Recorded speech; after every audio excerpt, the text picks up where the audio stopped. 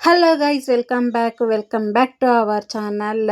ಏನಪ್ಪ ಮ್ಯಾಟ್ರ್ ಅಂದರೆ, ನಾನು ಊರಿಗೆ ಹೋಗ್ತಾ ಇದ್ದೆ. ಏನಕ್ಕೆ ಅಂತ ಅಂದರೆ, ನಮ್ಮ ಊರಲ್ಲಿ ಊರು ಮಾರಮ್ಮ ಅಂತ ಹೇಳಿ ಮಾಡ್ತಾರೆ. ಪ್ರತಿ ವರ್ಷ ಆಷಾಢದಲ್ಲೂ ಮಾರಮ್ಮನ ಮಾಡ್ತಾರೆ. ಅದಕ್ಕೋಸ್ಕರ ಅಂತಲೇ ನಾವು ಊರಿಗೆ ಹೋಗ್ತಾ ಇರೋದು.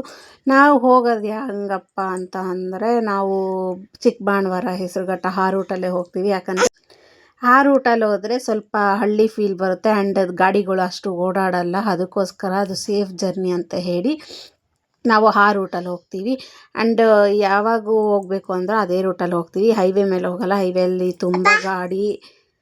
ಆ್ಯಂಡ್ ನಮ್ಮ ಚಿಕ್ಕಬಾಣವರದಲ್ಲೂ ಮೆಟ್ರೋ ಆಗ್ತಿದೆ ಕಣ್ರಿ. ತುಂಬ ಖುಷಿ ಆಗ್ತಿದೆ ಮೆಟ್ರೋ ಆ ಕಡೆನೂ ಆಗ್ತಿದೆ ಅಂತ ಹೇಳಿ. ಯಾಕಂದರೆ ಯಾರಾದರೂ ಹೋಗಬೇಕು ಅಂದರೆ ಬಸ್ಸಲ್ಲೇ ಹೋಗಬೇಕು, ತುಂಬ ದೂರ ಅನಿಸೋದು. ಮೆಟ್ರೋ ಆದರೆ ಬೇಗ ಆಗಿಬಿಡುತ್ತೆ. ಆ್ಯಂಡ್ ಇವಾಗೆಲ್ಲ ಮೆಟ್ರೋ ತುಂಬ ಕಾಸ್ಟ್ಲಿ ಆಗಿಬಿಟ್ಟಿದೆ. ಆ್ಯಂಡ್ ನಾವು ಅಲ್ಲಿಂದ ಹೊರಟ್ಬಿಟ್ಟು ಟಿಫನ್ಗೆ ಅಂತ ಹೇಳಿ ಹೆಸರುಘಟ್ಟದಲ್ಲಿ ಸ್ಟಾಪ್ ಮಾಡಿದ್ವಿ. ನಾವು ಪ್ರತಿ ಸಲ ಊರಿಗೆ ಹೋದಾಗಲೂ ಇದೇ ಹೋಟ್ಲಲ್ಲಿ, ಉಡುಪಿ ಗಾರ್ಡನಲ್ಲಿ ಊಟ ಮಾಡಿಕೊಂಡು ಟಿಫನ್ ಮಾಡಿಕೊಂಡೇ ಹೋಗೋದು ಆ ರೂಟಲ್ಲಿ. ಯಾಕಂದರೆ ಅಲ್ಲೊಂದೇ ಹತ್ರನೇ ನಮಗೆ ಫುಡ್ಡು ಇಷ್ಟ ಆಗೋದು, ಬೇರೆ ಎಲ್ಲೂ ಫುಡ್ ಇಷ್ಟ ಆಗೋಲ್ಲ.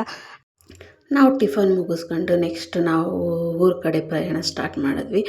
ನಾವು ಚಿಕ್ಕಮದುರೈ ಮೇಲೆ ಹೋಗ್ತೀವಿ. ಯಾಕಂದರೆ ಆ ಕಡೆ ಟೆಂಪಲ್ಗೆ ಹೋದಂಗೆ ಆಗುತ್ತೆ ಆ್ಯಂಡ್ ಊರಿಗೂ ಹೋದಂಗೆ ಆಗುತ್ತೆ. ಆ ಕಡೆ ಆ ರೂಟಿಂದ ಹೋದರೆ ಗಾಡಿಗಳು ಅಷ್ಟು ಬರೋದಿಲ್ಲ ಆ್ಯಂಡ್ ಹೈವೇ ಅಷ್ಟು ಗಾಡಿಗಳು ಇರೋದಿಲ್ಲ.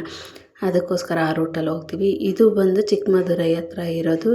ರೋಡ್ ಮಧ್ಯದಲ್ಲೇ ಇದೆ ಟೆಂಪಲ್ಲು, ಆಂಜನೇಯ ಟೆಂಪಲ್ಲು. ಪಕ್ಕದಲ್ಲಿ ಕೆರೆ ಇದೆ, ತುಂಬ ಚೆನ್ನಾಗಿದೆ. ಆ್ಯಂಡ್ ಚಿಕ್ಕಮದುರೈ ಅಷ್ಟೇ ತುಂಬ ಇಂಪ್ರೂವ್ಮೆಂಟ್ ಆಗಿದೆ. ಎಷ್ಟು ಇಂಪ್ರೂವ್ಮೆಂಟ್ ಆಗಿದೆ ಅಂದರೆ, ಫಸ್ಟು ಟೆಂಪಲ್ಲು ಇಷ್ಟು ಇರಲಿಲ್ಲ, ತುಂಬ ಚೆನ್ನಾಗಿ ಮಾಡಿದ್ದಾರೆ ಇವಾಗಂತೂ ಟೆಂಪಲ್ಲು. ಒಳಗಡೆನೂ ಅಷ್ಟೇ ತುಂಬ ಚೆನ್ನಾಗಿ ದರ್ಶನ ಕೂಡ ಆಗುತ್ತೆ. ಯಾರೆಲ್ಲ ಒಂದು ಸಲ ಹೋಗಿಲ್ಲ ಅಂದರೆ ನಮ್ಮ ಬೆಂಗಳೂರು ನಿಯರೇ ಇದೆ, ಹೋಗಿ ಒಂದು ಸಲ ವಿಸಿಟ್ ಮಾಡಿ. ಅದು ಷಣ್ಮಹಾತ್ಮ ಟೆಂಪಲ್ಲು. ಅಂದರೆ ಇವಾಗ ಶ್ರಾವಣದಾಗಂತೂ ಷಣ್ಮಹಾತ್ಮ ಟೆಂಪಲಲ್ಲಿ ತುಂಬ ಗ್ರ್ಯಾಂಡಾಗಿ ಮಾಡ್ತಾರೆ. ಹೋಗಿ ಒಂದು ಸಲ ವಿಸಿಟ್ ಮಾಡಿ. ಅಲ್ಲಿಂದ ನಾವು ಡೈರೆಕ್ಟ್ ಊರಿಗೆ ಬಂದ್ವಿ. ಊರಿಗೆ ಬಂದಿದ್ದ ತಕ್ಷಣ ಇಮಿಡಿಯೇಟ್ಲಿ ಬೇಗ ರೆಡಿ ಆದೆ. ಯಾಕಂದರೆ ಆರತಿಗಳನ್ನ ಹೊರಡಿಸ್ತಾಯಿದ್ರು. ಅದಕ್ಕೋಸ್ಕರ ಅಂತ ಹೇಳಿ ಬೇಗ ರೆಡಿ ಆದೆ. ನಾನು ಸ್ಯಾರಿ ಹಾಕ್ಕೊಂಡಿರಲಿಲ್ಲ, ಲೆಹೆಂಗಾ ಹಾಕ್ಕೊಂಡಿದ್ದೆ. ಆ್ಯಂಡ್ ಲೆಹೆಂಗಾ ಆದರೆ ಬೇಗ ಆಗುತ್ತೆ, ಸ್ಯಾರಿ ಆದರೆ ಲೇಟ್ ಆಗುತ್ತೆ ಅಂತ ಹೇಳಿ ಬೇಗ ಲೆಹೆಂಗಾ ಹಾಕ್ಕೊಂಡು ರೆಡಿಯಾಗಿ ಆರತಿಗಳನ್ನೆಲ್ಲ ತೊಗೊಂಡು ಹೊರಗಡೆ ಬಂದು ಬೇರೆಯವ್ರ ಮನೆಯವ್ರನ್ನೆಲ್ಲ ಕರ್ಕೊಬರೋವರೆಗೂ ವೆಯ್ಟ್ ಮಾಡ್ತಾಯಿದ್ವಿ. ಆ್ಯಂಡ್ ಅಲ್ಲಿ ನಮ್ಮ ಪಾಪುನು ನಮ್ಮ ನನ್ನ ಮಗಳು ಇಬ್ಬರೂ ಆಟಾಡ್ಕೊತಾಯಿದ್ರು. ಇಬ್ರಿಗೂ ಒಂದೇ ಥರ ಡ್ರೆಸ್ಸು ಅವರ ಅಜ್ಜಿ ಹೊಲ್ದಿದ್ರು. ತುಂಬ ಚೆನ್ನಾಗಿತ್ತು ಡ್ರೆಸ್ಸು ಕೂಡ. ಆ್ಯಂಡ್ ಅಲ್ಲಿಂದ ಆರತಿಗಳ್ನ ಹೊತ್ಕೊಂಡು ನಾವು ಊರ ಮಧ್ಯಕ್ಕೆ ಬಂದ್ವಿ. ಊರ ಮಧ್ಯದಿಂದ ಅಲ್ಲಿ ನೋಡ್ತಾ ಇರ್ಬೋದು ಆರತಿಗಳು ಎಷ್ಟು ಚೆನ್ನಾಗಿ ಅಲಂಕಾರ ಮಾಡಿದ್ದಾರೆ ಅಂತ. ಬಟ್ ದೇವರಿಗೆ ಎಷ್ಟೇ ಅಲಂಕಾರ ಮಾಡಿದ್ರೂ ಕಣಗ್ಲು ಹೂವದಲ್ಲಿ ಅಲಂಕಾರ ಮಾಡಿದ್ರೇ ಶ್ರೇಷ್ಠ ಅಂತ ಹೇಳ್ತಾರೆ. ಅದಕ್ಕೋಸ್ಕರ ನಮ್ಮ ಮನೆಯಲ್ಲೂ ನಾವು ಕಣಗ್ಲು ಹೂವನೇ ಚುಚ್ಚಿದ್ವಿ, ಬೇರೆ ಯಾವ ಹೂವನೂ ಚುಚ್ಚಿರಲಿಲ್ಲ. ಅಲ್ಲಿಂದ ನಾವು ದೇವಸ್ಥಾನದ ಹತ್ರ ಬಂದು ದೇವಸ್ಥಾನದಲ್ಲೆಲ್ಲ ಆರತಿಗಳನ್ನೆಲ್ಲ ಬೆಳಗ್ಬಿಟ್ಟು ಅಲ್ಲಿಂದ ನೆಕ್ಸ್ಟ್ ನಾವು ಪೂಜೆ ದರ್ಶನ ಎಲ್ಲ ಮುಗಿಸ್ಕೊಂಡು, ಇದು ಬಂದು ಊರು ಮಾರಮ್ಮ ಮಾಡಿದ್ದಿದ್ದು. ತುಂಬ ಚೆನ್ನಾಗಿ ಗ್ರ್ಯಾಂಡಾಗಿ ಮಾಡ್ತಾರೆ. ಆ್ಯಂಡ್ ಎರಡನೇ ಆರತಿ ಬಂದರೂ ನನ್ನ ಮೈದನ ಹೆಂಡ್ತಿ ಎತ್ಕೊಂಡ್ಳು.